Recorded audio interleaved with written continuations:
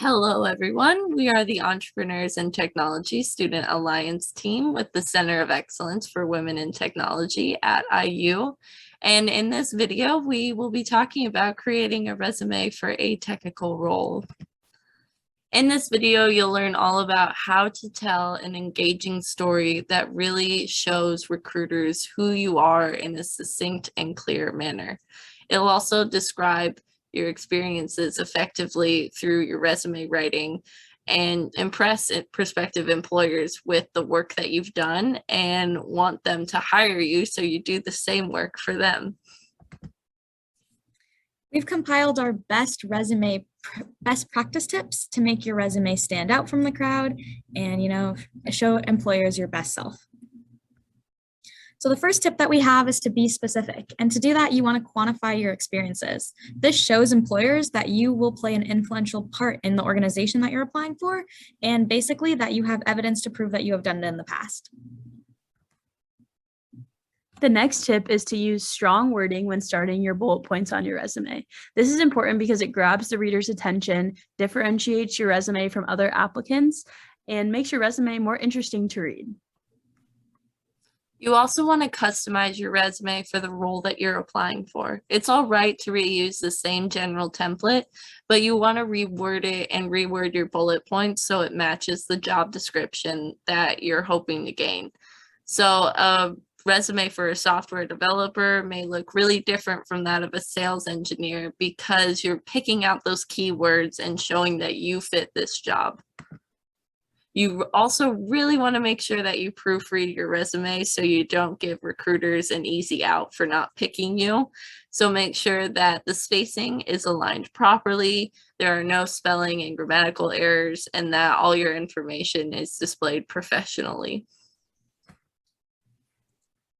So what we are going to do throughout the rest of the video is show you the do's and don'ts of a resume by showing you a poor example and then how we revised it to make it a strong resume. So here is the original resume that we're working with.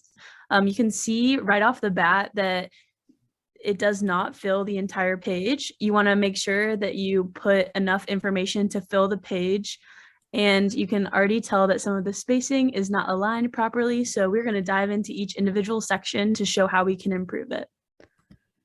The first section is the personal information section. This is a very simple and self-explanatory section that should be the header of your page. It is important that your name is bolded or so that you can see it, and it's the first thing the resume reviewers can see.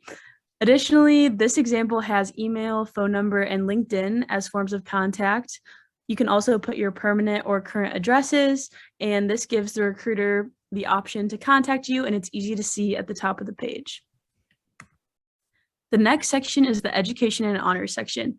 You should list each school that you have attended, and under each individual school, you can put things like majors, minors. It's very important to have your GPA, as many recruiters use that as a form of filtering out job applicants. Additionally, under each education listed, you can put any awards or honors that you've received during the education, such as National Honor Society, any scholarships that you earned from college. In this example, we see that they listed study abroad as a unique education experience at their time at Indiana University.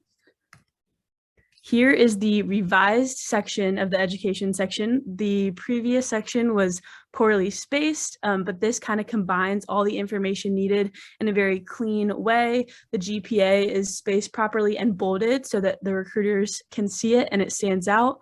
The majors and minors are bolded and it's very clear and easy for the recruiter to understand. For professional experiences, it's all about showing the recruiter that your skills that you've gained through your past work experiences will be beneficial to them if they choose you. So here in this bad example, again, the alignment is off and the bullet points are really weak. They just don't really give that much information about what this person did while they were working at these organizations. And it doesn't give the recruiter a lot to go off of in terms of evaluating the skill set. In the better example, we see that the bullet points have a lot more detail and they start off with those strong action verbs that will really grab the recruiter's attention. They're also quantified at every chance to really add to that level of detail and show that the changes and implementations and work strategies that this person used at these experiences made a difference and had an impact.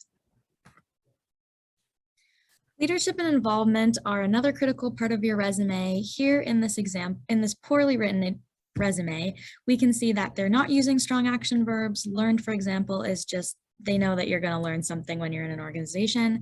And for example, the vice president and the member roles, they really want to know what specific tasks you took on. So in the better resume that we revised, you can see that it's very clean, concise, full sentences with what you completed, action verbs such as performed, cultivated, and collaborated. And something that's very important is if you are in an organization and you have taken on a leadership role, to highlight the term that you did that in. So for example, for women in business technology, when this candidate was the vice president, we put August 2021 through present in parentheses, even though they've been in the club since 2019. This section is critical if you are applying for a technical job, and it is called the technical section. And it really highlights what hard technical skills that you have that show how you would fit into this role and that you don't need maybe as much training as a regular applicant without a technical background. So it's really about highlighting those skills and being clear and concise so employers can go right to the section and know how strong your technical abilities are. So in a good resume, you would see something like this, where the tools and environments are clearly listed, and the environments go beyond something that is expected in the modern business or tech world, such as Microsoft Excel and Word.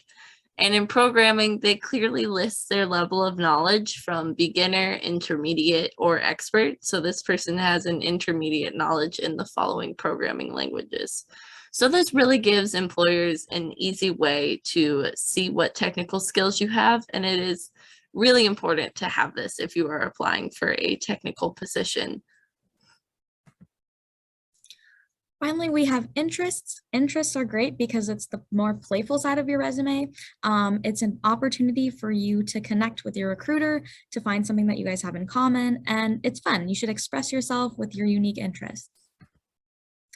For example, we did basket weaving, Bollywood, cake tasting, Marvel, and true crime podcast. Basically, you want to be as niche as possible because that really strange, maybe not strange, but that one thing that you really like, such as basket weaving, your potential employer might really enjoy too. And it just makes you stand out as when you're recruiting. Here is a full revised resume all put together so you can kind of see how each section is laid out within the page.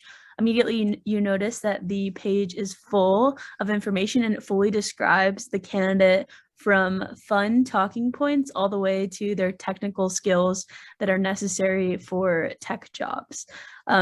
Feel free to take a stop at this page and compare your resume as you're revising it. Thank you so much for watching this video, and feel free to reach out to us if you have any further questions. If you're interested in attending any of our upcoming events, you may also scan the QR code, which is the link to our GroupMe, where we keep our attendees updated on future events.